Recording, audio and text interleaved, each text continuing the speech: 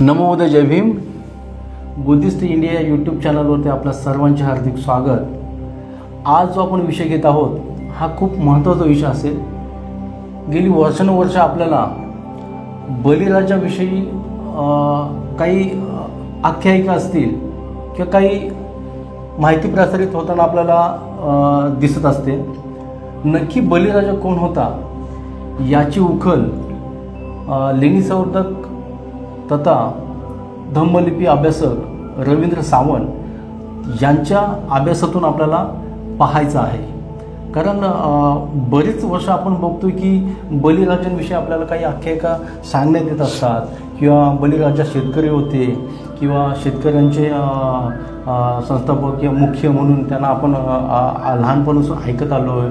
बळी तो कान पिली अशा आपण काही म्हणी ऐकत आलो आहे. तर ह्याविषयी नक्की आपल्याला पुराव्याविषयी जी माहिती ऐकायची आहे ती आज रवींद्र सावंतजी त्याबद्दल आपल्याला पुरेपूर माहिती व्यवस्थित सविस्तरपणे देणार आहेत. आपण नक्की हा व्हिडिओ आवर्जून सर्वांनी ऐकावा. जय भीम. नवबुद्धाय सगळ्यांना.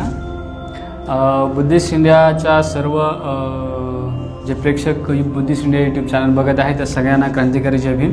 आजचा जो आपला सब्जेक्ट आहे या सब्जेक्टमध्ये आपण बळीराजा कोण हा सगळ्यात महत्त्वाचा सब्जेक्ट आपल्याला बघायचा आहे. तर आपल्या सगळ्यांनाच ज्ञात असेल की महाराष्ट्र नव्हे तर संपूर्ण भारतामध्ये शेतकऱ्याला बळीराजा म्हटलं जातं. आणि आजही काही सणांमध्ये आपल्याला काही गोष्टी ऐकायला भेटतात की इडापिडा टलो आणि बळीचं राज्य येवो. त्यानंतर अनेक अभ्यासकांनी या बळीवरती लिखाण करण्याचा प्रयत्न केला. परंतु ज्यावेळी आपण इतिहास अभ्यासतो आणि इतिहास अभ्यासत असतेवेळी आपल्याला बऱ्याच गोष्टींची बऱ्याच साधनांचा मेल घालून आपल्याला तो इतिहास मुलापर्यंत शोधावा लागतो. तर बळीराजा नेमका कोण याची इत्तंभूत माहिती आपल्याला जर का शोधायची असेल तर आपल्याला त्यासाठी ऐतिहासिक गोष्टी बघाव्या लागतात. आता इतिहास कशा पद्धतीने शोधायचा? ज्या इतिहासाला भूगोलच नाही तो इतिहास होऊ शकत नाही. कारण इतिहासाला भूगोलाची जोड लागते आणि ती जोड नसेल तर तो इतिहास नसून एक मिथक असतं, म्हणजे एक प्रकारची एक कथा असते.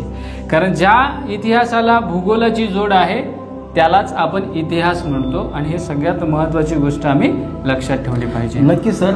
आपण म्हणजे ह्या आख्यायिका ऐकताना आपल्याला एक लक्षात कधीच आलं नाही की जे हे बळीराजा आपण त्याच्याबद्दल आपण माहिती घेतो किंवा त्याच्याबद्दल मांडला जातो, पण त्यांचा जन्म कधी झाला, त्याचा मृत्यू कधी झाला याविषयी आपल्याला अजूनपर्यंत कोणालाही माहिती नसते. नक्कीच. आता आपण हे सविस्तर समजून घेण्यासाठी आपल्याला बळीराजाच्या कथा वाचणं गरजेचं आहे. मग ते एक मिथक का असे ना पण ते स्टडी करणं गरजेचं आहे. तर आता बळीराजाच्या कथा नेमक्या काय आहे तर ह्या पुराणांमधून भेटतात. याला जर का बळीराजा हा जर का सोर्स असेल तर तो पुराणामधून. मग हा बळी नेमका कोण होता? तर मग पुराणांमध्ये आपण ज्यावेळी जातो त्यावेळी विविध पुराणांमध्ये वेगवेगळ्या गोष्टी लिहिलेल्या आहेत. शिवाय आता जस्ट मधल्या ह्याच्यामध्ये डॉक्टर आ सालुंके यांनी एक पुस्तक लिहिलं होतं बलिवंश. त्या बलिवंशामध्ये देखील एक गोष्ट लिहिण्याचा त्यांनी प्रयत्न केला होता. ते देखील आपल्याला अभ्यासायचं की कशा पद्धतीने या अभ्यासकांची देखील गफलत झालेली आपल्याला बघायला मिळते. कारण कुठल्याही इतिहासकाराला किंवा इतिहास तज्ज्ञ जे कोणी असतात तर त्या इतिहास तज्ज्ञ ज्याला असतात त्यांना भूगोलाशिवाय इतिहास मांडता येत नाही. आणि जर ते भूगोलाशिवाय इतिहास असेल तर त्याला मिथकाशिवाय दुसरं नाव नाही.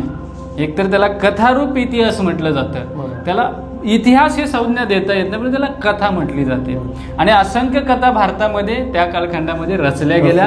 आणि ह्या रचल्या गेल्या यासाठी की तिथले जे राजे महाराजे होते तर या राजे महाराजांना एक प्रकारे आपण असं म्हणू शकतो की प्रसन्न करण्यासाठी किंवा त्यांचा वरदहस्त आपल्यावरती राहावा यासाठी असंख्य मिथकांची निर्मिती झाली. त्यापैकी बळीराजाची कथा आपल्याला बघायची आहे. तर आपल्याला माहिती असेल तर हिरण्यकशिपू म्हणजे ज्याला आपण विष्णू भक्त प्रल्हाद म्हणतो तर तो हिरण्यकशिपू नावाचा जो कोणी असुर दाखवलेला आहे तर त्या असुराचा मुलगा प्रल्हाद आणि या प्रल्हादाचा मुलगा ज्याला विरोचन म्हटलं जातं आणि विरोचनाचा मुलगा हा बली. म्हणजे हे पुराणांशिवाय आपल्याला बघायला भेटत नाही. आता यानंतर आपण ज्यावेळी पुढचा स्टडी करायला जातो तर आपल्याला विविध भागांमध्ये त्या गोष्टी आता ह्या गोष्टी सांगितलेल्या कुठे जातात, तर त्यावेळी ज्यावेळी राजे महाराजे असायचे त्यांच्या अंतपुरात ह्या गोष्टी सांगितल्या जायच्या, किंवा त्यांच्या राजदरबारी ह्या गोष्टी, एखादा कार्यक्रम असेल, चातुर्मासाचे समारंभ कार्यक्रम असेल. असायचे, समारंभ असायचे, मग या कालखंडामध्ये ब्राह्मण व्यक्तीला बोलवलं जायचं आणि त्यांना ह्या गोष्टी सांगायला सांगितले जायचे, आणि मग त्यातून ह्या कथा घडत गेल्या. त्यानंतर आपण ज्यावेळी बळीराजा पाहतो, तर बळीराजाला खास करून शेतकऱ्यांचा राजा म्हटला जातो, आणि तो जर का शेतकऱ्यांचा राजा असेल तर नक्कीच त्याच्या इतिहासाची माहिती भेटणं गरजेचं आहे. आता ज्यावेळी आपण इतिहास स्टडी करत असेल, आपल्याला एक गोष्ट लक्षात येते, बळीराजाच्या संपूर्ण या असंख्य पुराणांच्या त्या कथा आहेत. शिवपुराण असेल, शिवपुराणांमध्ये वेगळी माहिती बळीराजाची भेटते, शिवाय कृष्ण पुराणामध्ये देखील कृष्णाची जी काही माहिती आहे त्या माहितीमध्ये देखील आपल्याला वेगळी माहिती बळीची मिळते. आता बळी याला असुर म्हटलेला आहे, आणि असुर म्हणजे, तर बळीला त्यावेळी असुर म्हटलेला आहे, आणि असुर ही संज्ञा आज आपण राक्षस म्हणून यांच्याकडे दानव म्हणून पाहतो, तर त्या कालखंडामध्ये जी असुर ही संज्ञा होती ती या पद्धतीची नव्हती. आता बळीची कथा आपल्याला मगाशी म्हटल्याप्रमाणे पुराण कथेमध्ये सापडतात. आता यामध्ये बळीला सप्त चिरंजीवी देखील म्हटलेली आहे. म्हणजे वामनाने ज्यावेळी बळीच्या डोक्यावरती पाय देऊन पाताळामध्ये गाडलं गेलं, त्यावेळी त्याला पाताळातील राज्य जे आहे, पाताळातील सुतल नावाचं पाताळ त्याला राज्य म्हणते. आणि संकल्पना अशी आहे की पाताळ हे स्वर्गापेक्षाही अतिसुंदर अशा पद्धतीने त्याची रचना म्हणजे संज्ञा केलेली आहे. तर अशा पद्धतीचा हा संपूर्ण आलेख बघितल्यानंतर आपल्या एक गोष्ट लक्षात येईल की जे पुराण कथा वगैरे ह्या काही गोष्टी सांगितलेल्या आहेत, तर त्याच्या पलीकडे जाऊन आपल्याला बळी सांगता येत नाही. आणि हा ऐतिहासिक पुरावे नसल्या कारणामुळं बळीचं ऐतिहासिकत्व सिद्ध होत नाही. असंख्य लेखकांनी, असंख्य इतिहासकारांनी याच्यावरती लिहिण्याचा प्रयत्न केलेला आहे, आणि यात परिस्थिती अशी झालेली आहे की एका बाजूला आपण असं म्हणू शकतो की विशिष्ट धर्माचे लोक किंवा विशिष्ट संप्रदायाचे लोक, बळी हा असुर होता आणि त्याचं म्हणजे राज्य वगैरे होतं, या संपूर्ण गोष्टी आहेत. त्याच्यानंतर दुसरं जे सांगितलं जातं ते दुसरं हा एक वर्ग आहे. हा वर्ग ज्याला आपण पुरोगामी म्हणतो सध्या, आणि काही प्रतिगामी, हे दोन पार्ट आहेत. म्हणजे प्रतिगामी आणि पुरोगामी यांच्या दोघांच्या भांडणामध्ये सत्य इतिहास लपला गेलेला आहे. हे वास्तव आम्ही स्वीकारलं पाहिजे, कारण प्रतिगामी लोकांनी मिथकं डोक्यावर उचलून धरली, आणि त्या मिथकातील जे कोणी शोषित आहेत किंवा ज्यांचे पराभव वगैरे हे दाखवण्याचा प्रयत्न केलेला आहे, तर त्यांना पुरोगामी लोकांनी आपलं नेतृत्व म्हणजे आपलं आयडियल मानून त्याला मोठं करण्याचा प्रयत्न केला. परंतु वास्तवात हे मिथक आहे आणि ही कथा आहे. याच्या पलीकडे याचा कुठल्याही पद्धतीनं आपल्याला इतिहास सापडत नाही. हे वास्तवादी सत्य आम्ही स्वीकारणं गरजेचं आहे. आता ज्यावेळेला आपण बळीच्या साम्राज्याकडे येऊ, त्यामुळं बळी राजा होता, सर्वसामान्य व्यक्ती असेल तर गोष्ट वेगळी आहे. बळी हा राजा असल्यामुळं त्याचा कुठेतरी राजवाडा असणार आहे, कुठेतरी त्याचा राजदरबार असणार आहे, कुठेतरी त्यानं युद्ध केलं असेल, काही ना काहीतरी गोष्टी केल्या असतील. आपलं राज्य चालवण्यासाठी त्याला काही नाणी वगैरे काही ना काही गोष्टी लागल्या असतील, तर त्याचा ऐतिहासिक पुरावा कुठेही सापडत नाही. दुसरी गोष्ट, प्रल्हाद, जिथं कृष्ण प्रल्हाद, त्याच्यानंतर आपल्याला पुढं या साईडला जर आपण बघायला भेटलं की तो हिरण्यकशिपूचा मुलगा प्रल्हाद, प्रल्हादाचा मुलगा विरोचन, विरोचनाचा मुलगा बळी, आणि बळीचाही पुढे मुलगा दाखवला आहे, त्याला आपण बाणासूर म्हणतो. आणि बाणासूर ही भागवत कथेमध्ये आपल्याला बाणासुराची कथा दाखवलेली आहे. तर बाणासुरानं शंकराकडून वरून मिळवलेला होता, आणि बाणासूर हा सहस्त्र भाऊ असलेला एक प्रचंड शक्तिशाली असा योद्धा दाखवलेला आहे. शिवाय बाणासुराची कन्या ही कृष्णाचा जो नातू आहे, त्याला आपण प्रद्युम्नाचा मुलगा, याच्याशी केलेली दाखवलेली. म्हणजे असुर आणि देव म्हणजे देव आणि असुर याच्यामध्ये वैमनस्य होतं असं कुठे बघायला भेटत नाही. ह्या कथा वाचल्यानंतर असं बघायला भेटत नाही, कारण बाणासुराची मुलगी जर का कृष्णाच्या नातवाची बायको बनत असेल तर साहजिकच सोयरीक होतं यांच्यामध्ये, म्हणजे या कथेचा आधार घेतला तर. त्याच्यानंतर आपण गोष्ट पाहतो की बळीराजाने अश्वमेध यज्ञ केलेले आहे. म्हणजे जवळपास 99 पेक्षा जास्त अश्वमेध यज्ञ स्वतः बळीराजाने केलेले आहेत. आता अश्वमेध यज्ञ म्हणजे सांगायची गरजच नाही की अश्वमेध यज्ञ काय असतो. आणि हे यज्ञ करण्यासाठी काय लागतं, हे यज्ञ करण्यासाठी पूजा करण्यासाठी पुरोहिताची गरज असते. म्हणजे स्वाभाविकताच ब्राह्मण त्याच्या दरबारी असणार आहे. आता ब्राह्मण असल्यामुळे त्याची बळीचं राज्य हे म्हणजे बळीनं 99 अश्वमेध करून राज्य पसरवलं. त्यानंतर जे आपण असं म्हणू शकतो की बळीनं ज्यावेळी 99 अश्वमेध यज्ञ केल्यानंतर ते स्वर्गावरती स्वारी करण्याचा प्रयत्न केला, म्हणजे इंद्राची गादी मिळवण्याचा प्रयत्न केला. मग पुढे कथा अशी सांगितली जाते की इंद्रानं, खास करून इंद्रानं विष्णूकडे धाव घेतली की आता बळीनं माझं राज्य मिळवण्याचा प्रयत्न करत आहे. मग इंद्रानं विष्णूनं वामन अवतार घेतला आणि आजचा दिवस आपण भारतामध्ये वामन जयंती म्हणून साजरी देखील केली जाते. तर वामनाचा प्रकट दिवस म्हणजे विष्णूनं वामन अवतार घेतला आणि हा वामनाचा अवतार घेतल्यानंतर हा जिथं बळी यज्ञ करत होता त्या यज्ञाच्या ठिकाणी येऊन बळीकडे काही मागणी केलेली आहे. आता बळीची कथा अशी सांगितली जाते की बळी हा अतिशय दानी व्यक्ती आहे. म्हणजे त्याच्याकडे कुणी काय मागितलं तर तो नाही कधी म्हणत नव्हता. अशा पद्धतीचं हा बळीचं राज्य होतं. आता महत्वाची गोष्ट आपल्याला लक्षात येते की प्रल्हादानं, ज्याला आपण असं म्हणू शकतो की प्रल्हादाच्या उद्देशानं, म्हणजे प्रल्हादाच्या उद्देशानं बळी राज्य करत होता असंही म्हटलेलं आहे. म्हणजे प्रल्हादानं त्याला चांगले उपदेश दिले आणि बळी चांगलं राज्य करण्याचा प्रयत्न करत आहे. अशा विविध गोष्टी तुम्हाला वाचायला भेटतील. त्यानंतर महाराष्ट्रामध्ये खास करून महाराष्ट्रामध्ये हा बळी राज्याला जास्त महत्व दिलं जातं. त्याचनंतर दक्षिण भारतामध्ये देखील केरळ असेल किंवा कर्नाटक असेल या भागांमध्ये देखील आपल्याला ओणम सारखा सण साजरा केलेला बघायला मिळतो. तर हे बळीराजाच्या स्मरणार्थ म्हणजे बळीराजा ज्यावेळी बळीराजाकडे बटुक वामन मागणं मागायला आले, दान मागायला आलेलं असतं आणि बळी त्याला नाही म्हणत नाही. मग वामन मागतो काय तर 3 पावलं जमीन. पहिल्या पावलामध्ये जमीन व्यापतो, दुसऱ्या पावलामध्ये आकाश आणि तिसरं पाऊल ठेवायला जागा नसते. त्यावेळी विचारतो 3रं पाऊल ठेवू कुठं, त्यावेळी बळी म्हणतो की माझ्या मस्तकावरती ठेवू. म्हणजे ह्या कथेमधून आलेलं हे आहे. आता कुठल्याही व्यक्ती आपण जरी विचार केला तर ती सांगायचा मुद्दा की ही जी काही आहे ती रूपका पद्धतीने आहे. म्हणजे सांगण्याची संज्ञा कशा पद्धतीची आहे ते एक माहिती आपल्याला भेटते की एक जमीन, भूमी व्यापणं, त्याच्यानंतर स्वर्ग व्यापणं आणि 3रं पाऊल ठेवायला जागा नव्हतं म्हणून मस्तकावरती पाय ठेवणं. तर याच्यामध्ये अजून एक गोष्ट लक्षात येते की जो बळीराजा आहे, आता भारतामध्ये त्याच्या संज्ञा कशा होत्या मी थोड्याशा स्पष्ट करण्याचा प्रयत्न करतो. स्वर्ग नावाची संकल्पना कुठल्या भागामध्ये होती तर स्वर्ग कुठं असायचं तर आजचं जे आपण तिबेट पाहतो, तिबेटचा परिसर आहे म्हणजे काश्मीर पासून वरचा जो भाग आहे तर या संपूर्ण भागाला स्वर्गाची कल्पना दिली जायची. म्हणजे स्वर्ग मानला जात होता.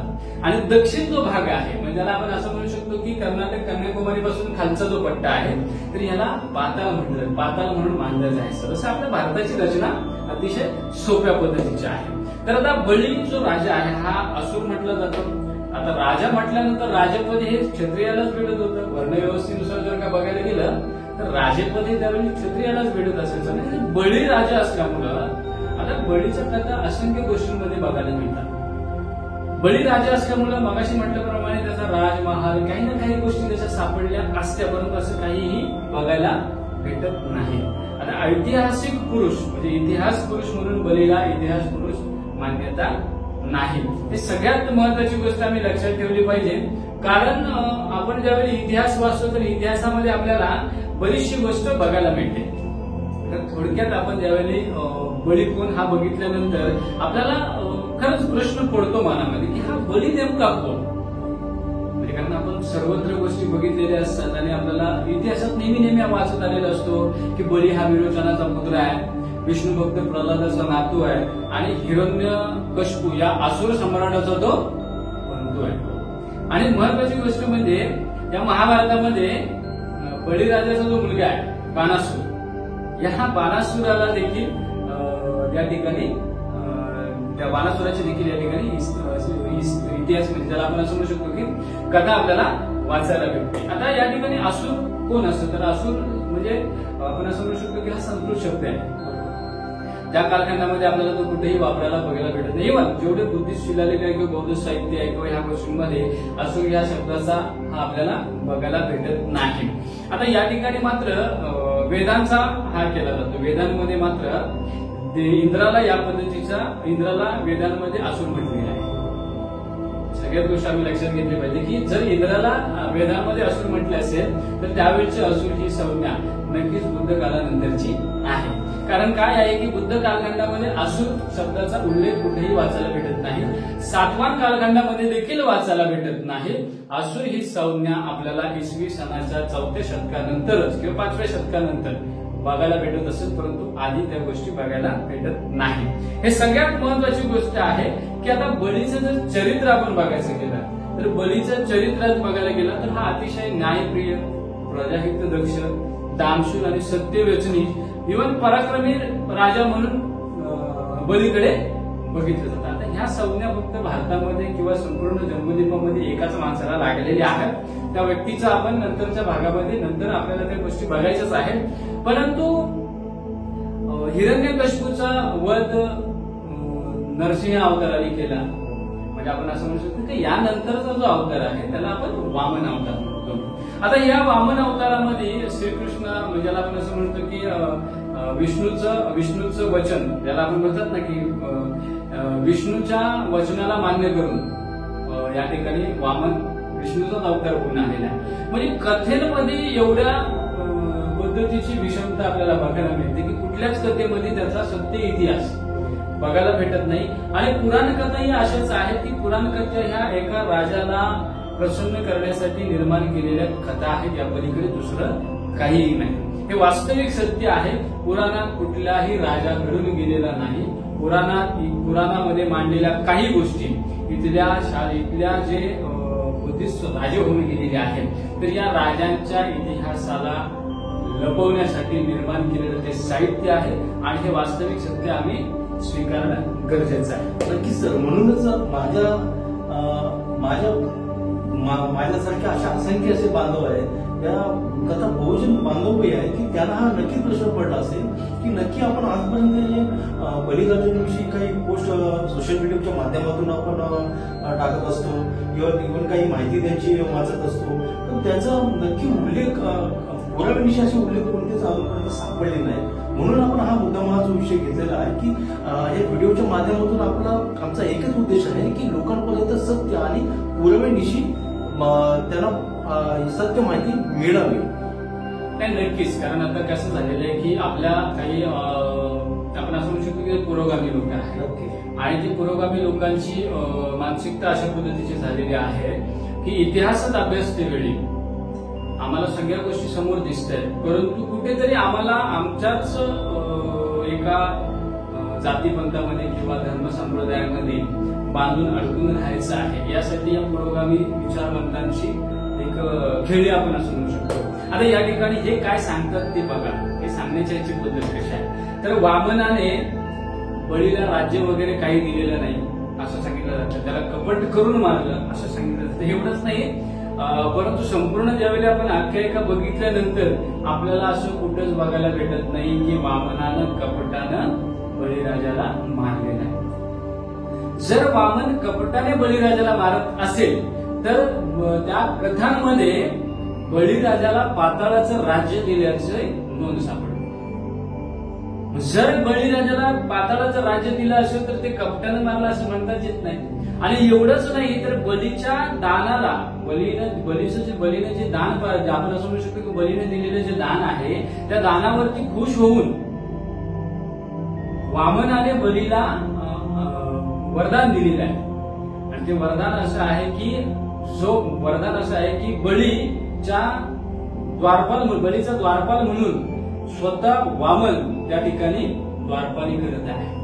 म्हणजे एवढं जर का असेल तर नक्कीच आपण असं म्हणू शकतो की एवढ्या सगळ्या गोष्टी असतील तर नक्कीच वामनाने कपटानं मारलेलं नाही हे सिद्ध होतात. त्यानंतर जे काही पुरोगामी विचारवंत अभ्यासक इतिहास अभ्यासकांनी ह्या सगळ्या गोष्टी मांडण्याचा प्रयत्न केलेला आहे तर नक्कीच ह्या कशा चुकीच्या ठरतात याची गोष्ट मी तुम्हाला रामायणाचं एक उदाहरण देऊन सांगेन की रामायणाच्या कथेमध्ये राम आणि रावणाचं युद्ध दाखवलंय. तर या राम आणि रावणाच्या युद्धामध्ये आपण असं म्हणू शकतो की रावणाचा जो मुलगा आहे तर रावणाचा जो मुलगा ज्याला इंद्रजित आपण म्हटलं जातं तर हा महाबलाढ्य दाखवलेला आणि तो पराभूत होताना दाखवलेला घडणं आहे. अशा वेळी जो रावण आहे हा आपल्यापेक्षा कनिष्ठ राजांकडे मदत मागायला जाण्याचा त्याला म्हणजे तो एक अहंकार असल्यामुळे त्याच्याकडे तो जाण्यासाठी हे नाही. मग त्याला जी माहिती भेटते ती बळीराजाची की बळी हा आपण सर्वश्रेष्ठ सम्राट आहे. मग हा बळीला भेटण्यासाठी पाताळामध्ये येतो. पाताळामध्ये आल्यानंतर दरवाजावरतीच या ठिकाणी आपण पाहतो तर विष्णू त्याचं द्वारपाल आहे. आता विष्णू द्वारपाल असल्यामुळे रावणाला तो पाठवेल असं शक्यता नाही. मग रावण कथा सांगितलेली आहे की रावणानं मग आपला अवतार म्हणजे रूप बदलून आत जाण्याचा प्रयत्न केला वगैरे वगैरे पुढे बऱ्याचशा गोष्टी आहेत. त्याच्यानंतर मात्र काय आहे की रावण बळीला भेटतो. बळी समाधीमध्ये असतो. आता समाधी म्हटल्यानंतर सांगायची गरज नाही, समाधी कुणी शिकवली कशा पद्धतीने करायची असते. तर रावण बळी समाधीमध्ये आहे आणि समाधीमध्ये असल्यानंतर बळी बघतो म्हणजे रावण भेटल्यानंतर रावणाला विचारतो की तुला आतमध्ये कुणी सोडलं. तर मग त्या कथेमध्ये असं सांगितलेलं की विष्णू तो प्रत्यक्षात विष्णू आहे. जो दरवाजामध्ये आहे हा प्रत्यक्षात विष्णू आहे आणि विष्णूने तुला माझ्यापर्यंत कशा पद्धतीनं सोडलं. तर मग रावण त्याला म्हणतो की त्याची मला काही गरज नाही वाटली, मी आलेलो आहे तर मला तुझी मदत हवी. त्यावेळी जो बळी आहे हा आपण असं म्हणू शकतो की समाधीमध्ये लावून त्यानं घडलेली परिस्थिती बघितली आणि मग रावणाला सांगितलं की तू सीतेला परग्रही पाठव. परस्त्री हरण करणे हे आपल्या कुलाला शोभणारे नाही. म्हणजे बळी हा रावण हा बळीच्या कुलातील आहे हा सांगण्याचा प्रयत्न केलेला आहे. म्हणजे एक तर रावण श्रीलंकेचा नसावा म्हणजे डेफिनेटली ह्या गोष्टी आपल्याला त्या ठिकाणी नमूद होतात. आता आपण विष्णूच्या अवतारांचा क्रम बघितला तर पहिले जे 3-4 अवतार बघायला भेटतात प्राण्यांचे आहेत आणि नंतर मात्र वामन आहे, नंतर परशुराम आहे, नंतर रामकृष्ण अशा अवतारामध्ये. आता ह्याच्यामध्ये प्रत्येक अवतार कार्यामध्ये आपल्याला बळीचा इतिहास बघायला भेटतो. म्हणजे वामन अवतारामध्ये बली आहे, परशुराम अवतारामध्ये बली आहे, राम आणि कृष्णाच्या अवतारामध्येही बली आहे. म्हणजे एवढ्या कालखंडामध्ये ह्या सगळ्या गोष्टी जर काही लिहिल्या असतील तर नक्कीच ह्या सगळ्या गोष्टी आपण असं म्हणू शकतो की चुकीच्या आहे. म्हणजे मिथक याच्या पलीकडे दुसरं काही नाही. त्यानंतर महाभारतामध्ये भागवत ग्रंथामध्ये अनिरुद्ध हा कृष्णाचा नातू आहे आणि उषा ही बाणासुराची मुलगी आहे आणि बाणासुर हा बळीचा मुलगा आहे. म्हणजे या ठिकाणी आणि तोही बळीच्या 100 पुत्रांपैकी एक मुलगा आहे. म्हणजे ह्या कथा कुठेतरी आपल्याला आपण असं म्हणू शकतो की संभ्रमित करणाऱ्या. आता आपण जर का मागे येऊन विचार करायचा प्रयत्न केला तर हे संपूर्ण बळीचं चित्रण वगैरे आपण केलं तर कथेशिवाय दुसरं काहीही सापडत नाही. आता थोडक्यात आपण ह्या सगळ्या गोष्टी बघितलेल्या आहेत. बळीच्या कथा काय होत्या, बळी कशा पद्धतीनं काम करत होता, बळीनं काय केलं, 100 यज्ञ कसे काय केले. म्हणजे यज्ञ संस्कृतीचा बळी पुरस्कर्ता होता आणि यज्ञ संस्कृती ही काही बहुजन किंवा इथल्या लोकांची यज्ञ संस्कृती नव्हती.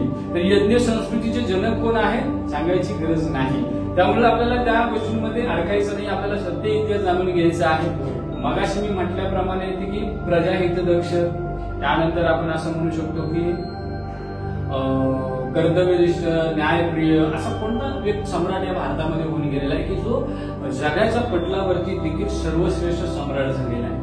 आणि ज्याला आपण आज चक्रवर्ती सम्राट म्हणतो, नुकतीच चक्रवर्ती सम्राट अशोक यांची जयंती झालेली आहे आणि त्याच निमित्तानं आज 4 दिवस होऊन गेले, 5वा दिवस आहे आजचा आणि त्याच निमित्तानं हा महत्वाचा भाग आहे जो सांगण्याचा प्रयत्न करणं अतिशय गरज आहे. तर सम्राट अशोक हा तथागत बुद्धांना प्रेझेंट करणारा एक महान चक्रवर्ती आहे की ज्याने बुद्धाची शिकवण भारताच्या प्रत्येक कानाकोपऱ्यामध्येच नव्हे तर जगाच्या कानाकोपऱ्यामध्ये पोहोचवलेली आहे. तर असा हा चक्रवर्ती सम्राट अशोक कुठेतरी लपला गेलेला आहे आणि तो कसा लपवला गेला याचे ऐतिहासिक पुरावे देखील आपल्याला बघायला भेटतात. थोडक्यात आपण जे बळी राजाविषयी पाहिलं तर बळीविषयी कसं सांगितलेलं आहे की बळी हा असुर होता, कधीतरी बळी हा ब्राह्मण देखील सांगितलेला. म्हणजे रावण हा ब्राह्मण आहे तर बळी हा शूद्र. म्हणजे ह्या संकल्पना कुठेतरी जुळत नाही. म्हणजे जे काही पुरोगामी असतील किंवा प्रतिगामी असतील जे मांडणी करतात ते कुठेही इतिहासामध्ये आपल्याला सापडत नाही. आणि बळी आपण बघायला गेलं तर बळी हा केवळ आणि केवळ एक मिथक आहे. याच्या पलीकडे बळीचं कोणतंही अस्तित्व नाही. आता याबद्दल आपण विचारायला गेलं की आतापर्यंत आपण जे वाचत आलो त्यामध्ये आपल्याला काय सांगितलं गेलं हे जर का आपल्याला विचारलं तर आपण काय उत्तर द्या. जर आता मी तुम्हाला विचारलं की आतापर्यंत तुम्ही बळीविषयी काय ऐकलं होतं तर तुम्ही त्याचं काय उत्तर द्या. आतापर्यंत बळीविषयी जर आपण पाहिलं की काही आपल्याला म्हणी ऐकायला भेटत होत्या. बळीचं राज्य यो इडपिडट बळीचं राज्य यो किंवा काही म्हण ऐकला बळी तो कानपिली या अशा पद्धतीचे काही किंवा काही हे आल्या काही सण उत्सव आले त्याच्यामध्ये आपण बळी हा प्रसिद्ध राज्य म्हणून त्याला आपण हे केलं पाहिजे, प्रेझेंट केलं पाहिजे, त्याला मानलं पाहिजे. अशा पद्धतीने काही आख्यायिका आपल्याला आजपर्यंत ऐकायला येत होत्या. नक्कीच म्हणजे ह्याच कथा आजपर्यंत याच्या पलीकडे दुसरं काही नाही. तर आता आपण बळी कोण होता आता याचा पुरावा बघायचा आहे. तर कदाचित आपल्या समोर बघायला भेटत असेल तर याचा पुरावा हा इसवी सन 5व्या ते 6व्या शतकामध्ये निर्माण झालेल्या लेणीमध्ये बघायला मिळतं. कर्नाटक राज्यामध्ये बदामीचं जे ठिकाण आहे जी चालुक्यांची राजधानी आहे या बदामीच्या ठिकाणी चालुक्यांच्या राजधानीमध्ये काही ऐतिहासिक लेण्या आहेत आणि या लेण्यांमध्ये काही शिल्पकला कोरलेली आहे आणि या शिल्पांच्या माध्यमातून वामन अवताराचं चित्रण केलेले आहे. आपण पाहू शकतो आणि आपण ते चित्र समोर पाहताय. या चित्रामध्ये आपल्याला एक बारीक गोष्ट लक्षात येत असेल तर विष्णूचा भव्य अवतार दाखवलेला आहे. आपल्या समोर दिसत असेल विष्णूचा भव्य अवतार आहे आणि त्या विष्णूच्या अवताराखाली एक वामनाचं चित्र दाखवलेलं आहे. सध्या या ठिकाणी ते तुटलेलं दिसत असलं तरी दुसऱ्या चित्रामध्ये आपल्याला ते स्पष्ट दिसत आहे. त्याच्या बाजूला भिक्षापात्र घेतलेले बुद्ध दाखवलेले आहे आणि बुद्धांना धरलेले एक राजकीय राजा असलेली व्यक्ती दाखवलेली आहे. संपूर्ण चित्र बघितल्यानंतर आपल्या डोळ्यावरील जर पट्टी उघडत नसेल तर आपल्यापेक्षा अंध भक्त किंवा आंधळा स्टडी करणारे लोक आपण याच्यापेक्षा ब्लाइंड फॉलोवर आपण त्यांना म्हणू शकतो. कारण वरील चित्रामध्ये वरील फोटोमध्ये स्पष्ट शब्दामध्ये चालुक्यांना दाखवायचं आहे की बौद्ध धर्माला सपोर्ट करणाऱ्या प्रत्येक सम्राटाला कशा पद्धतीनं बाजूला करण्याचा प्रयत्न केलेला आहे. हा सम्राट कोण होता हेही सांगायची गरज नाही कारण समोर सरळ सरळ बुद्धाचं शिल्प आहे. बुद्धाच्या शिल्पाच्या बाजूला राजा दाखवलेला आहे. तर बुद्धाला सर्वात जास्त सपोर्ट कुणी केला असेल तर ते आहे चक्रवर्ती सम्राट. पुढे आहे सातवाहनांच्या या राजाने त्याच्यानंतर शुंगांच्याही राजवंशाने त्यांना सपोर्ट केलेला आहे. अगदी इसवी सन 5व्या शतकापर्यंत म्हणजे चालुक्य येईपर्यंत वाकाटक असतील या वाकाटकांनी देखील मोठ्या प्रमाणावरती बुद्धाच्या धर्माला सपोर्ट केलेला आहे. या शिकवणीला सपोर्ट केलेला आहे आणि असंख्य लेणी समुदाय असतील, स्तूप असतील, बौद्ध स्मारक असतील निर्माण करण्यासाठी मोठं योगदान दिलेलं आहे. आणि या चित्रामध्ये आपण जे पाहतोय या फोटोमध्ये आपण जो पाहतोय या ठिकाणी विष्णूचं विराट दृश्य दाखवलेलं आहे. त्याच्यानंतर विष्णूचा जो डावा पाय आहे हा वरती दाखवलेला आहे आणि तो पाय अशा ठिकाणी दाखवून कुठल्या तरी राजाच्या मस्तकावरती ठेवल्याचा दाखवून तो राजा खाली पडलेला दाखवलेला आहे. त्यानंतर असंख्य हातामध्ये शस्त्र आहेत. खालच्या भागामध्ये पायाच्या अगदी बाजूला आपल्याला बळीचं चिन्ह बळीराम म्हणजे ज्याला आपण असं म्हणतो की वामनाचं चित्र आहे. वामनाचं शिल्प आहे जे तुटलेलं असलं तरी दुसऱ्या चित्रात आपण बघू शकता की वामनाचं शिल्प त्याच्याच खाली आहे आणि त्याच लेणीमध्ये आपल्याला ते बघायला मिळतं. तर या वामनाच्या बाजूला बुद्धाच्या हातामध्ये भिक्षापात्र आहे आणि बुद्ध समोर उभे आहेत आणि बुद्धांना धरून पाठीमागे एक राजा दाखवलेला आहे. त्याच्यात मस्त की चांगल्या पद्धतीने शिरोभागी चांगला मुकुट आहे. राजपरिवारातील कपडे परिधान केलेले आहेत. तर हा राजा दाखवलेला आहे. त्यानंतर आपल्याला एक गोष्ट लक्षात येईल की वामन अवतारामध्ये बळी आणि बळी नेमका कोण होता आणि त्याला कशा पद्धतीने त्याच्या मस्तकावरती ठेवलेला पाय हे संपूर्ण चित्र बदामीच्या लेणीमध्ये चालुक्याने कोरून ठेवलेलं आहे. आणि हा सत्य पुरावा आज आम्हाला नाकारता येत नाही. त्यामुळे जे जे बळी सत्य बळी हा ऐतिहासिक पुरुष होता हे सिद्ध करायला जातात त्यांनी हे इथं जाऊन रितसर याचा स्टडी करावा.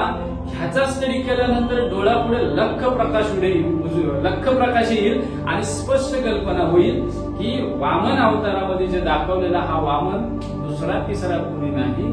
6व्या म्हणजे आपण असं म्हणू शकतो की 5व्या शतकामध्ये जे चालुक्य आहे या चालुक्याने कशा पद्धतीनं बौद्ध धर्माची जी शिकवण आहे या बौद्ध धर्माच्या शिकवणीच्या विरोधात जाऊन केलेलं कटकारस्थान आपल्याला संपूर्ण लेणीमध्ये बघायला मिळतं. म्हणूनच आपल्याला हा बळी कोण होता याचं सरळ चित्रण आपल्याला पुढे बघायला भेटतं. तर बळी म्हणजेच आजचा चक्रवर्ती सम्राट अशोक. सम्राट अशोकानं बुद्ध धर्माला खूप मोठं सामर्थ्य निर्माण करून दिलं आणि बुद्ध धर्म जगाच्या कानाकोपऱ्यामध्ये पोहोचला. कदाचित आपल्याला माहिती असेल तर बुद्धा म्हणजे चक्रवर्ती सम्राट अशोकाला देवानं पियेनं प्रियदर्शी म्हटलं जातं. आता ही संज्ञा प्रियदर्शी राजा ही संज्ञा श्रीलंकेच्या राजाला देखील वापरली जाते, परंतु भारतामध्ये असणारा जो प्रियदर्शी राजा याला देवानं प्रियेनं प्रिय म्हणजे देवांचा लाडका असं देखील म्हटलेलं आहे. तर कदाचित देव ही संकल्पना त्यावेळच्या राजांना असावी, नाहीतर तथागत बुद्धांना वापरलेली संकल्पना असावी, अशा पद्धतीचा या ठिकाणी आपल्याला अर्थ बघायला भेटू शकतो. तर या ठिकाणी चक्रवर्ती सम्राट अशोक हाच इतिहासातील म्हणजे पुराण कथेमध्ये लिहून ठेवलेला बळीराजा आहे. कारण चक्रवर्ती सम्राट अशोकाच्या प्रत्येक शिलालेखामध्ये आपल्याला संपूर्ण माहिती भेटते. चक्रवर्ती सम्राट अशोकानं स्वतः म्हटलेलं आहे की ही प्रजा माझी संतान आहे, म्हणजे ही माझी जी प्रजा आहे ती माझी संतान आहे आणि यांचं माझ्यावर ऋण आहे, प्रजेचं माझ्यावरती ऋण आहे आणि ते मला मी हे जे काम करतोय त्या ऋणातून ऋणमुक्त व्हावं यासाठी करतोय. यासाठी चक्रवर्ती सम्राट अशोकानं रस्त्याच्या दुतर्फा झाडं असतील, मग ती प्राणी आणि पशु यांच्यासाठी हॉस्पिटल्स निर्माण करणं असेल, मेडिकल निर्माण करणं असेल, त्याच्यानंतर जे नहर आपण आज म्हणतो कालवे म्हणतो तर कालव्यांची निर्मिती करणारा असेल, शेतीच्या मालाला जागतिक बाजारपेठ निर्माण करून देणारा कदाचित त्यावेळेचा तो पहिला चक्रवर्ती सम्राट आहे की ज्यानं भारतातील शेतीचा माल आहे. भारताला आपण कृषी प्रधान देश म्हणतो, परंतु आजची अवस्था भयान आहे. शेतकऱ्याला माहिती नसतं काय विकायचं असतं, परंतु त्या कालखंडामध्ये जवळपास 2300 वर्षापूर्वी चक्रवर्ती सम्राट अशोकानं भारत हा कृषी प्रधान देश आहे आणि तो जगाच्या बाजारपेठेमध्ये 33% बाजारपेठ व्यापू शकतो हे सिद्ध केलं. त्यामुळे सामान्य शेतकऱ्याला काय वाटत असावं, जे म्हटलं जाते की इडा पिडा टोलून बळीचा राज्य येवो, तर हा बळी म्हणजे चक्रवर्ती सम्राट अशोक आहे की ज्याच्या राज्यामध्ये कुठल्याही शेतकऱ्याला आत्महत्या करावी लागली नाही, कुठल्याही शेतकऱ्याला कुठला म्हणजे शेतकऱ्याचा मालाला हमीभाव भेटेल की नाही याची चिंता वाटत नव्हती. आर्थिक स्तर समानतेमध्ये आपल्याला बघायला मिळतो आणि जगाच्या बाजारपेठेमध्ये शेतकरी बाजारभावाची विक्री करण्यासाठी जात होता. म्हणून त्यावेळेच्या बायका म्हणायचे की इडा पिडा टोलून बळीचं राज्य येवो. या बायकांना जे स्वातंत्र्य होते, या स्त्रियांना जे स्वातंत्र्य होतं, या स्त्रिया जागतिक बाजारपेठेमध्ये व्यावसायिक म्हणून नावाजलेल्या होत्या आणि याचे पुरावे आहेत. प्रत्येक बौद्ध लेणीमध्ये वरती ज्यावेळी आपण त्यामध्ये लिहिलेले शिलालेख आहेत त्या शिलालेखांमधून महिलांनी भरभरून दान दिलेले आहे आणि त्या महिला या शेतकरी असून व्यापारी आहेत. एवढा ठळक पुरावे आपल्याला ज्यावेळी दिले जातात त्यावेळी आपल्याला बली कोण याची माहिती भेटते. आता वामन अवतार हे निव्वळ मिथक आहे, बळी हा देखील निव्वळ मिथक आहे, परंतु या बळीच्या मागे चक्रवर्ती सम्राट अशोकाचं अवाढव्य साम्राज्य लपवण्याचा प्रयत्न केला. म्हणून इसवी सन 18व्या शतकापर्यंत भारताला बळी कोण होता हे माहिती नव्हतं. इसवी सन 12व्या शतकानंतर इसवी सनाच्या 12व्या शतकामध्ये खिलजीची स्वारी भारतावरती आहे. खिलजीने असंख्य स्मारक नष्ट केलेली आहेत, असंख्य इतिहास नष्ट केला आहे, नालंदा नष्ट केलं, सारनाथ नष्ट, इकडच्या असंख्य ठिकाणी खिलजीनं तांडव माजवलेला आहे. त्याच्यानंतर चक्रवर्ती सम्राट अशोक विस्मरणामध्ये गेलेला आहे आणि तिथून बलीचं साम्राज्य आपल्या कथेमधून बलीला पुढे आणलेलं आहे. आणि मग ज्यावेळी ब्रिटिशांनी चक्रवर्ती सम्राट अशोकाचे ऐतिहासिक पुरावे शोधल्यानंतर चक्रवर्ती सम्राट अशोक या भारताला माहिती झालेले आहे. म्हणजे वास्तवात आम्हाला किती अज्ञानामध्ये ठेवलं याचे हे ऐतिहासिक पुरावे आहेत आणि हे मी सांगत नाही तर त्यांनीच त्याचे पुरावे लिहून ठेवलेले आहे. जसं आपण मागाशी बघितलं आताही पाहतोय बळीचं चित्रण संपूर्णपणे वामन अवताराचं चित्र हे बदामीच्या चालुक्यांच्या राजधानीमध्ये आजही करून ठेवलेलं आहे. ज्या कुणा अभ्यासकाला मी जे काही सांगतो याबद्दल शंका वाटत असेल त्यानं त्या ठिकाणी जावं, त्या ठिकाणी ते चित्र बघावं. चित्र बघितल्यानंतर जर का कल्पना त्याची स्पष्ट होणार नसेल तर त्यानं त्याच्यावरती अजून खोलवर अभ्यास करावा, त्या चित्राचा स्टडी करावा, त्या शिल्पाचा स्टडी करावा आणि मग ठरवावं की बली नेमका कोण होता. नक्की सर, गवंडे समाजची खूप आपण महत्वपूर्ण अभ्यास वृत्तीतून आपले विचार मांडलेत आणि खरी माहिती ती दिली. मला वाटतं आजपर्यंत अशा पद्धतीनं आणि बली राजाविषयी माहिती अजूनपर्यंत कोणी दिली नसेल. आता तर आपला मला वाटतं नक्कीच आपण जो हा बदामीचा जो शिल्पपट पाहतोय, जो आपल्या त्या लेण्यामध्ये सापडतो, हा आपला ऐतिहासिक पुरावा सापडलेला आहे. त्याकडे सर्वांचं लक्ष असावं नक्की. कारण का माहिती आहे, आतापर्यंत मी मागच्या व्हिडिओमध्ये पण आम्ही त्याचा उल्लेख जाणून केलेला आहे की आतापर्यंत आपण आपल्या पाठ्यपुस्तकामध्ये जो 300-400 वर्षापूर्वीचा जो हा होता इतिहास, तोच आपण पाहत आलो आहे 300-400 वर्षानंतरचा. मग त्याच्या अगोदरचा जो इतिहास आहे तो आपल्यापर्यंत कसा लपवला गेला याचं हे उदाहरण आपल्याला समजून चुकलंच असेल. खरंच आज धन्यवाद देतो गवंडे समाजची. कारण का या विषयावर गेली लहानपणापासून आपण ऐकत आलो ते, पण ह्याची उकल कोणत्याही लेखकातून, कोणत्याही अभ्यासकांच्या मार्फत, कोणत्याही इतिहासाच्या ऐतिहासिक अशी माहिती मिळाली नव्हती. तेही आपण एक ऐतिहासिक पुराव्याच्या विषयी आपण जे मांडला तो खरोखरच धन्यवाद. आणि मी म्हणतोय हा ऐतिहासिक एक पुरावा आहे आपल्याकडे एकमेव की तो आपल्याला पूर्णपणे आपल्या डोळ्याची झापड उघडण्यास आपल्याला मदत करतो. खरोखरच खूप महत्वपूर्ण आपली आजची ही चर्चा होती. जो बळी आपण आजपर्यंत बघत होता त्यांच्याविषयी. तर याच्या पुढचे काही व्हिडिओज आपल्या महत्वपूर्ण येणारच आहे. म्हणजे जेही काही प्रश्न आपले सामाजिक जे काही प्रश्न आहेत त्यांच्यावरती नक्कीच आपण याच्या पुढे काही सानुसर आपल्याला मार्गदर्शन करणारच आहे. याची पुढची व्हिडिओ आपल्याला खूप महत्वाची असते. आपल्याला नक्कीच आपले जे काही म्हणजे आम्हाला जे सोशल प्रश्न पडणार आहेत, एक आपण सामाजिक ह्याच्यातून राहतो, सामाजिक भान जपतो, त्याच्यातूनच आम्ही काही आपले प्रश्न निर्माण करत आहोत आणि ते नक्कीच आमचे प्रश्न तुमचेच असणार आहेत. अशा पद्धतीतून आम्ही नक्कीच आपले काही प्रश्नांचे समाधान करणार आहोत. तत्पूर्वी सर तुम्हाला काय बोलायचं आणखी? नाही, नक्कीच आपल्याला हा जो काही महत्वाचा भाग आहे जो आपण लोकांना सांगण्याचा प्रयत्न करतोय, तर जवळपास आपण लेणी संवर्धनाच्या माध्यमातून धम्म संवर्धन व्हावं आणि त्यातून हा इतिहास देखील पुढे यावा. तर ही आपली जी कन्सेप्ट पहिल्यापासून जी आहे की चक्रवर्ती सम्राट अशोक कसा लपवला गेलाय हा सांगण्यासाठी आपण आजपर्यंत धडपड करतोय. आणि ही धडपड लोकांना समजावी यासाठी आपण मोठ्या प्रमाणावरती मोठं काम करण्याचा प्रयत्न करत आहोत. आणि यासाठी प्रत्येक जनतेतील प्रत्येक समाज बांधवांना, धर्म बांधवांना या कार्याला सपोर्ट करणं देखील गरजेचं आहे. कारण ज्या अर्थी आपण हे सगळ्या गोष्टी पाहतोय, या सगळ्या गोष्टी करतोय आणि हे करत असलेले आपल्याला विविध पद्धतीनं माहिती लोकांपर्यंत पोहोचवायची असते. यासाठी ज्या काही विविध गोष्टी लागतात तर त्या गोष्टी आपल्याला समजून घेणं गरजेचं आहे. एबीसीपी लेणी संवर्धक टीम लेणी संवर्धनाचं काम करत असते. धम्मश्री या इन्स्टिट्यूटच्या माध्यमातून आपण लोकांना शैक्षणिक क्षेत्रामधील हा प्राचीन इतिहास आपला कशा पद्धतीने शिकवता येईल यासाठी आपण प्रयत्न करतोय. तर धम्मश्रीवरती सध्या आपल्या सिरीज चालू आहे धम्मलिपी शिकण्याच्या. त्याचबरोबर आपल्याला इतर बऱ्याच गोष्टी शिकता येणार आहेत. आणि बुद्धिस्ट इंडिया युट्यूब चॅनलच्या माध्यमातून आपल्याला लेण्यांचं सचित्र चित्र असेल, त्यानंतर लेण्यांविषयी माहिती असेल, इतिहासाची माहिती असेल, त्याचबरोबर अशा धम्मचर्चा असतील. तर अशा विविध धम्मचर्चा आणि ह्या गोष्टींमधून आपल्या भारताच्या इतिहासाची उकल करण्याचा हा एक प्रयत्न आहे. कोणत्याही अकॅडमिक शिक्षणावरती न थांबता खोलवर संशोधन करून सत्य इतिहास सांगणं गरजेचं आहे. जसं मी मगाशी म्हटलं की आपल्याला इतिहास जर शोधायचा असेल तर पुरावे देखील लागतात. तसं आपण मगाशी बळीराजाच्या इतिहासाचे पुरावे बघितले, बळीराजाचा पुरावा काही सापडत नाही.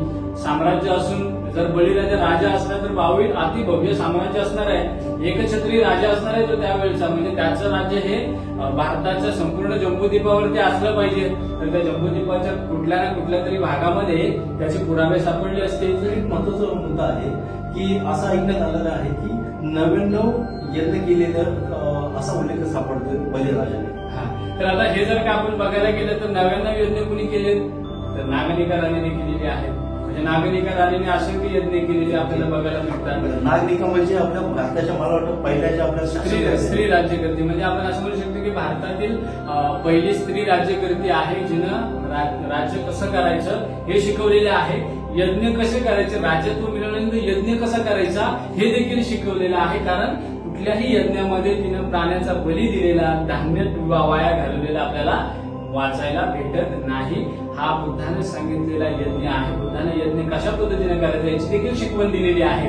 तर त्यावेळी यज्ञ संस्कृती जी वाढलेली होती त्या यज्ञ संस्कृतीच्या लोकांना प्राण्यांची हिंसा होऊ नये यासाठी केलेला तो एक भाग आहे. मला वाटतं ते नानागडच्या तो वेगळा सब्जेक्ट होऊ शकतो आपल्यासाठी आणि त्यावरती आपण वेगळी चर्चा घेऊच. परंतु आजचा जो आपला सब्जेक्ट होता यासाठी बळीचं राज्य, त्यामुळे त्याचा इतिहास भेटू शकतो. राजमुद्रा असू शकते, राजा असल्यामुळे त्याला राजमुद्रा असते, नाणी असतात, त्याच्यानंतर आपले आदेश असतात. अशा काही ना काही गोष्टी, जसं चक्रवर्ती सम्राट अशोकाची नाणी आहे, चक्रवर्ती सम्राट अशोकाचे स्तंभ आहेत, चक्रवर्ती सम्राट अशोकाचे शिलालेख आहेत, अशा असंख्य ऐतिहासिक पुरावे आपल्याला सम्राटाविषयी भेटतात, पण बळीविषयी भेटत नाही. म्हणजे हे षडयंत्र आम्ही ओळखलं पाहिजे, हे वास्तव आम्ही स्वीकारलं पाहिजे आणि बळीचा पुरावा ज्याला हवा असेल अशा अभ्यासकानं बदामीच्या चालुक्यांच्या राजधानीमध्ये जायचं.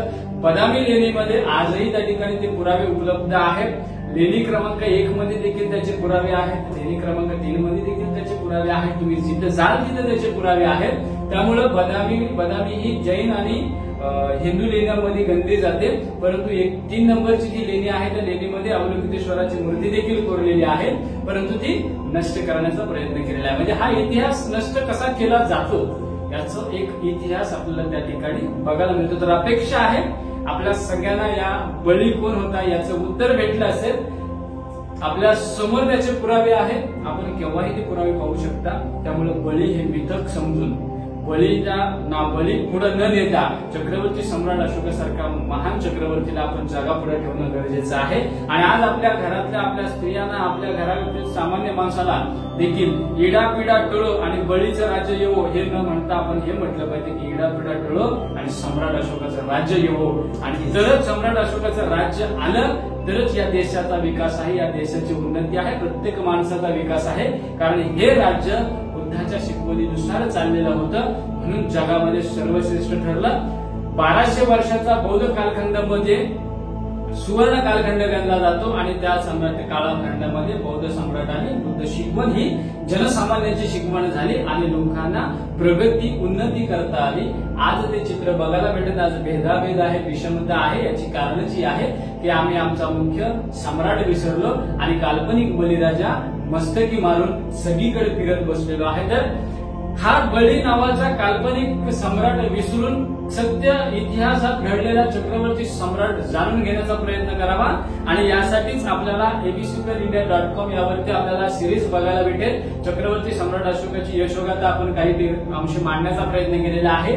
चक्रवर्ती सम्राट अशोकाची कशा पद्धतीनं चक्रवर्ती सम्राट अशोकाने काम केलेलं आहे, राजा कसा असावा याची इत्थंभूत माहिती आपल्याला त्या ठिकाणी वाचायला भेटेल. तर अपेक्षा आहे आपण या सगळ्या गोष्टी वाचाल आणि काल्पनिक बळीला विसरून वास्तविक चक्रवर्ती सम्राट अशोक स्वीकाराल आणि पुढे मार्गक्रमण कराल अशा अपेक्षा.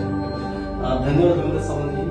खूप महत्वपूर्ण आपण ऐतिहासिक पुराव्याविषयी आपण जी माहिती दिली त्याबद्दल खरोखर तुमचे धन्यवाद मानतो आम्ही. आणि युट्यूब चॅनलच्या माध्यमातून जेही धर्म बांधव जेही बहुजन बांधव आज बघत असतील हा व्हिडिओ, तर नक्कीच आपण याच्यावरती विचार करावा आणि आम्ही जे ऐतिहासिक जे काही पुरावे दिलेले आहेत त्याविषयी आपण नक्कीच आपल्या तो आठवणीत ठेवून नक्की त्याच्यावरती कोण संशोधनही करावं असं आम्ही आपल्याला हेही करतो, आव्हानही करतो. आणि बुद्धिस्ट इंडिया युट्यूब चॅनलवरती आपण जेही काही व्हिडिओ येत आहेत महत्वाचे त्यांना नक्की आपण सबस्क्राईब करा, लाईक करा, त्याला शेअर करा की जेणेकरून जास्तीत जास्त लोकांपर्यंत ही व्हिडिओ गेले पाहिजे. आपण याचे ऐतिहासिक पुरावे देत आहोत म्हणून जनमानसांमध्ये पोचावा हाच एक उद्देश ठेवून आम्ही आजचा हा व्हिडिओ आपल्यासमोर सादर केला आहे. तत्पूर्वी नमो बुद्धाय, जय भीम. नक्कीच आपण सगळ्यांनी देखील हा व्हिडिओ बघत असतेवेळी ह्या चॅनलला सबस्क्राईब करावा आणि बाजूला बेल आयकॉन आहे ती बेल आयकॉन देखील हे करावी, कारण याच्या येणाऱ्या प्रत्येक व्हिडिओची नोटिफिकेशन आपल्याला भेटत जाईल.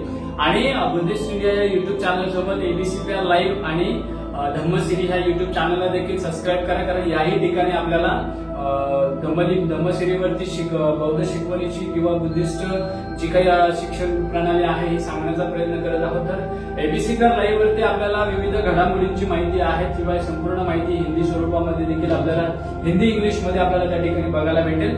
तर हे 3 चॅनल आपल्यासाठी ABCPR लेणी संवर्धक टीमने आणलेले आहेत. तर अपेक्षा आहे आपण याच्यावरती जाऊन याला सबस्क्राईब करून लोकांपर्यंत शेअर करा, कारण सत्य इतिहास समजल्याशिवाय आमच्या प्रगतीची द्वार उघडणार नाहीत. यासाठी आम्हाला सत्य इतिहास जाणून घेणं गरजेचं आणि यासाठीच आपला ऐतिहासिक धम्म वारसा जतन करण्यासाठी प्रयत्न करावा आणि यासाठी एबीसीपीआर लेणी संवर्धक टीम या टीमकडे आपण संपर्क करू शकता. टीमकडे संपर्क करत असताना डोक्यामध्ये ह्या गोष्टी ठेवाव्यात की एबीसीपीआर लेणी संवर्धक टीम ही कुठल्याही पद्धतीची संस्था नाही. संस्थेमधून कामकाज करणं आतापर्यंत आपण करत आलेलो आहोत. हजारो लाखो संघटना झाल्या. आम्ही असंघटित राहण्याची कारणही आहेत. आम्ही एकमेकाला समजून घेण्यासाठी नक्कीच प्रयत्न करावा आणि हा धर्म वारसा टिकवण्यासाठी आपण आपल्या मनातील ज्या काही द्वेष भावना असतील, आपल्या मनामध्ये ज्या काही वैराच्या भावना आपण निर्माण केलेल्या असतात तर त्या कुठेतरी थांबवून आपण सत्य मार्गाकडे वाटचाल करण्यासाठी प्रयत्न करावा आणि या व्हिडिओला जास्तीत जास्त लोकांपर्यंत शेअर करावं आणि आपला अभिप्राय जो काही असेल कमेंट बॉक्समध्ये द्यायला विसरू नका. आणि आपल्याला ज्या विषयावरती अशा पद्धतीची धम्मचर्चा अपेक्षित आहे तर आपण ते देखील विषय रिकमेंड करू शकता आणि त्या माध्यमातून आपण नवनवीन व्हिडिओ लोकांपुढे मांडून एक चांगल्या पद्धतीचा इतिहास लोकांपुढे मांडण्याचा प्रयत्न करूया. तर चला मित्रांनो, आपल्याला पुढच्या व्हिडिओमध्ये देखील आपल्याला अशाच पद्धतीनं काही नवीन माहिती सांगण्याचा आम्ही दोघे प्रयत्न करणार आहोत. त्याचबरोबर एबीसीपीआर लेणी संवर्धक जे आहेत त्यांच्या माध्यमातून आपण हा धम्म वारसा सांगण्याचा प्रयत्न करतोय. तर नक्कीच आपण याला सपोर्ट करावा आणि बुद्धिस्ट मीडिया युट्यूब चॅनलला सबस्क्राईब करून लोकांना शेअर करावा. तोपर्यंत भेटूया मित्रांनो. जय भीम, नमो बुद्धाय. जय भीम, जय अशोक.